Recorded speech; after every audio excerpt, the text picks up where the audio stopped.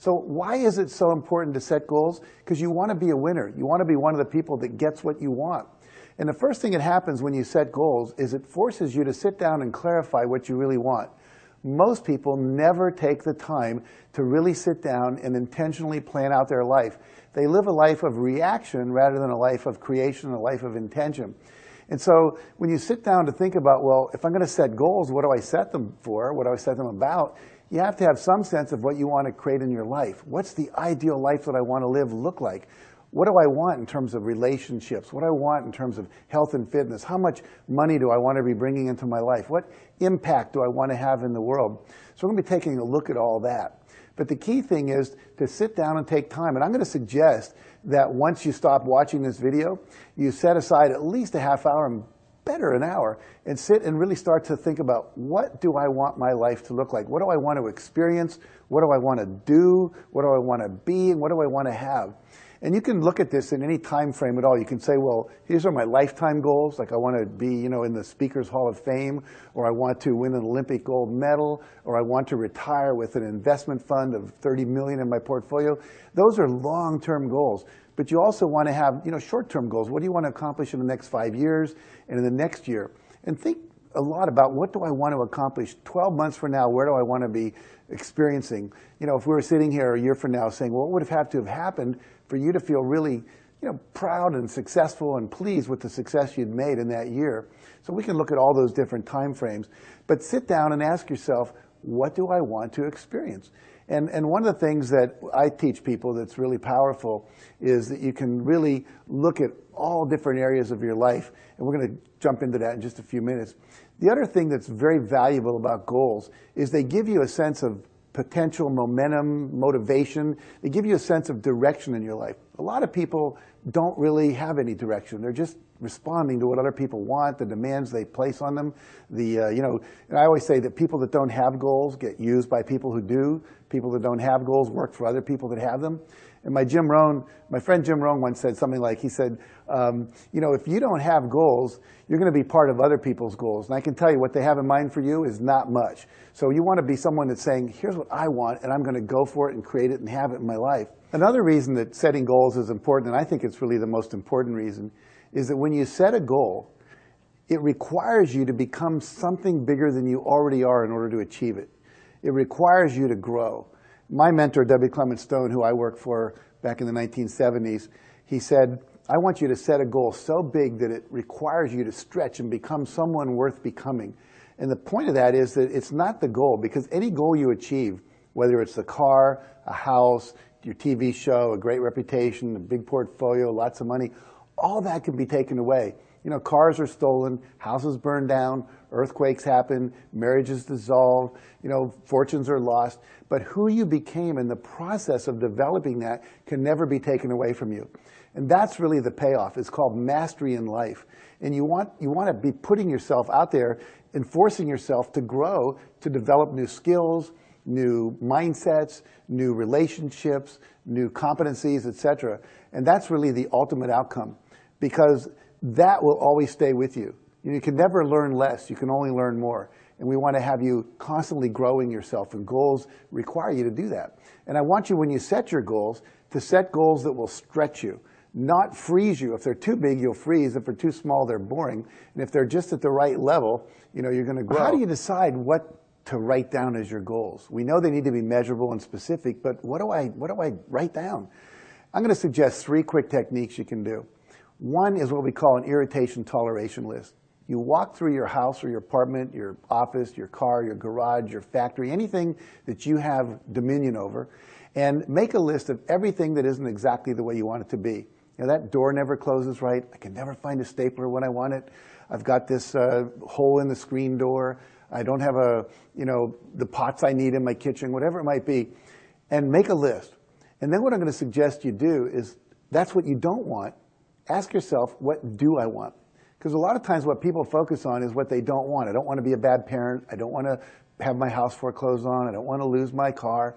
And now you're focusing on the very thing you don't want is where you're putting your attention. And we know from the law of attraction that will actually get you more of what you don't want. So it's okay to look at what you don't want only long enough to say, okay, I want the opposite of that. Now that you know what you want, I'm going to suggest that a good way to get started on that is to take a weekend and just really blitz through all those things and get them handled. And a lot of people, when they come and they listen to me talk like this, they say, wait a second, I want to be a millionaire, I want to have world peace, I want to end hunger in Pakistan, whatever it is, and you want me to walk through and worry about, I don't have a stapler next to the Xerox machine? And the answer is yes, and here's why. If you are sitting there going, I can't even get the door to close on my garage, what makes me think I can create peace in the Middle East? And so basically, you've got to start having successes with a lot of these little things getting handled in your life, so it gives you the confidence that you can handle the big things. Secondly, it clears the slate so that every time you walk past the Xerox machine, you're not going, man, I wish we had a stapler, I can't find this, I can't find that. It allows you to really start focusing on the bigger things in your life. So that's the first way to start getting clear about some things you want. Secondly, I'm going to suggest you make a list of 101 goals that you want to achieve before you die. 101 goal list. You may have seen the movie The Bucket List. It's the same thing. You know, here's Morgan Freeman and Jack Nicholson saying, hey, I'm going to die soon. There's all these things I want to do. You don't want to get to the end of your life and all these, well, someday I wish I had, and not have done them. You know, John Goddard, who I write about in my first Chicken Soup for the Soul book, at the age of 15 made a list of 126 goals that he wanted to achieve. And when I met him, he was in his 70s. He'd achieved 117 of those goals. He'd been to the Great Wall of China, he'd gone to the Great Pyramids, he'd gone down the Nile River in a boat. You know, he'd done about everything anyone could ever think to do. But because he set that list, and every year he reviewed it and said, okay, what do I want to do this year? He led a magical life. Lou Holtz, football coach at Notre Dame, what did he do? He reads about this in a book and says, okay, I'm going to set a list of 101 goals. And he goes off and he set a list of 108. And when I met him, he'd accomplished 102. Amazing goals. Land on an aircraft carrier, go under water in a submarine, take a raft race, or a raft down the Snake River. You know, all the things that we've wanted to do, just don't think about them out there. Put them on a piece of paper. Because we now know from research that the simple act of writing a goal down increases your chances of achieving it by 55%. This is research done at the University of Pennsylvania. And we know if you write it down and you read it, just a couple of times throughout the year, it increases your chances of 100%. And if you read it every week and review it, we know that it increases your chances. You're getting 200% more than the irregular people. That's how many goals you're going to achieve. So writing it down is critical. So make that list and be brave. Just put down things you want. Don't worry about how it's going to show up. We'll talk about that a little later. And the third thing I'm going to recommend is what we call the vision exercise. To look at your life, and we divide your life into 7 areas. There's relationships, there's finance and money, there's your job and career, there's health and fitness, there's fun and recreation, there's what we call personal, which is just, you know, things I want to own, things I want to do just for the sake of doing them. This includes your spiritual goals, your emotional goals, your educational goals. And lastly, contribution. What difference do you want to make in the world? What legacy do you want to leave? And if you were to look at each of those areas and say, 1 year from now, what would have I liked to have accomplished in that area of my life? And then say, okay, that's a goal I'm going to set for myself. Now you've got 7 goals. Now for some people, 7 goals may be too many. You might want to say, well, that's more than I want to take on. Maybe I'm going to prioritize and pick 3 or 4. That's fine. We don't want you to overwhelm yourself. But if you really want a balanced life, and a very fulfilling life in all areas, so you're healthy, and you're happy, and you're successful, and you've got a great energy in your body, and you're getting out there and making a difference in the world, and you're growing your financial world, you're going to have a great balance. So we want you to look at all those areas of your life, and then think about specifically what's one thing I want to accomplish in every one of those areas. And if you do that, you're going to have a really great year, and you'll have a head start in setting your goals. So let's look at some of the common traps and pitfalls that people fall into that stop them from setting goals correctly and also from achieving their goals. Number 1 is what we call unrealistic goals. People say, okay, I want to do something that's totally impossible for them, but they just got it out of some place like the cultural norms. They see everyone wants to be a millionaire. So we'll have people in our seminars that are making $35,000 a year, and we'll say, what's your financial goal for the next year? And they go, $1 million. We'll have people making $500,000 a year. What's your goal? $1 million.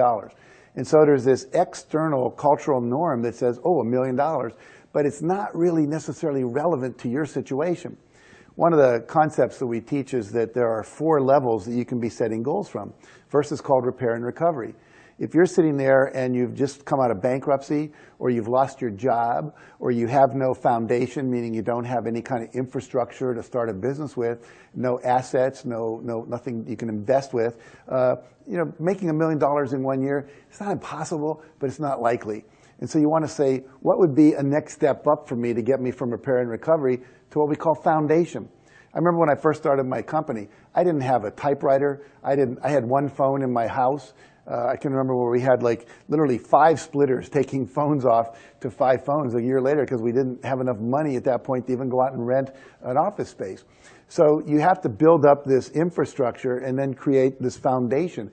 Are you coming from foundation? Do you have the basics? Do you have an education? Do you have the skills you need? Do you have the competencies? Do you have the relationships, the network, whatever? And then once you have that, you can move into a place we call abundance. A lot of people don't have any abundance. No abundance of time, no abundance of friends, no abundance of network, no abundance of opportunities. But in my life, I have an abundance of all that. And eventually you get to a level where you can set goals from that, where I can build huge dreams. We can set up offices in 25 cities around the world. We can invest in all kinds of programs and projects and workshops to develop. So the last stage is called mastery. We want to get to mastery, but you can't go from repair and recovery to mastery. If you just got out of the hospital and you had cancer surgery, you're not going to be running a 100-yard dash in 9 seconds or a 26-mile marathon, next month. And so your goals need to be relevant based on where you start from. So really sit back and say, okay, is this a goal that's believable for me? Another thing you want to look at, is this a goal, is this something I really want? Because so many of our goals are created out of shoulds. I should lose weight. I should exercise more. I should eat more healthy. I should do this thing with my family. But if it's not something you want to do, it's going to show up year after year on your goal sheet, and it's going to be one that you never get done. And why don't you get it done? Because deep down, it doesn't have any juice for you. There's no passion. There's no excitement about it. The things that really make you go, wow, I want that. I have a friend named Alan Cohen, and he has a little test he does. It's called Hell Yes, Hell No. And if someone were to ask you to do something and you went, oh man, I want to do that, that's a hell yes. Or someone says, wow, you want to go on a cruise with 5 people you went to high school with that teased you all day long? You go, oh, hell no, I don't want to do that. If you don't get a hell yes, then it's automatically a hell no. And so what happens is you want to get passionate. You want to find out what are the things that really turn you on, that you have juice for, they're going to make you want to get up and out of bed in the morning. And so it's important to have your goals be based on what you truly want. And to do that, you really need to look inside at your inner child. What is that part of you want? And also look at what we call your essential or your high self. What is spirit calling you to do? What is being evoked from you by the universe as it's evolving and you're evolving with it? So you want to look deeply at that. And the third trap that most people fall into is that once they start to set a goal, what happens is they start to surface considerations, fears, and roadblocks. Now, what are those? Let's say I'm setting a goal that I want to have a 5,000 square foot house on Pacific Coast Highway in Malibu by December 13th, 2014. And then I start to write that down. And I go, oh man, that's a big house. That's a lot of money. Malibu, I don't know if I can afford that. I'm going to make it 2018, or I'm going to make it a 3,000 square foot house. And so we start to shrink our goal, or we put it further out into time rather than stick with what it is we truly, really want. And so I'm going to ask you, when you start setting these goals, not to be surprised that thoughts come up, like, oh, I can't afford that. Oh, if I was going to do that, I'd have to ask my dad for money. I hate asking my dad for money. You're going to have fears that come up. Oh, I don't know if I can do that. I might get rejected. What if that doesn't happen? We'll lose our house. And the third thing is you're going to become aware of obstacles. Those are things in the outside real world that can stop you. Maybe you want to build a house near some water and your wife wants to be in the mountains. She doesn't want to be near the ocean. She doesn't like the ocean, doesn't like the sound of it, whatever it might be. That's an obstacle. Maybe you want to start a business, but the laws in your state don't permit that kind of a business to take place in a home. So you've got some obstacles to overcome. Maybe you have a lack of money. Maybe there's some skills you need that you don't have, or you don't have the team in place. So all of those things are going to come up in your brain. You're going to start thinking about them. And what most people do when they see those is they see that as a big stop sign. Oh, I can't have that. I better give up that goal. That's not possible. And I'm going to encourage you, don't see it as a stop sign. See it as exciting. Wow, now I'm seeing what are these beliefs and fears and considerations and roadblocks that have been unconscious, that have been stopping me all along, but I didn't even know they were there. And now I know they're there, I can deal with them. I can do some work on changing my beliefs. I can do some work on releasing my fears. I can do some work on teaming up with solutions and finding ways to break through these obstacles.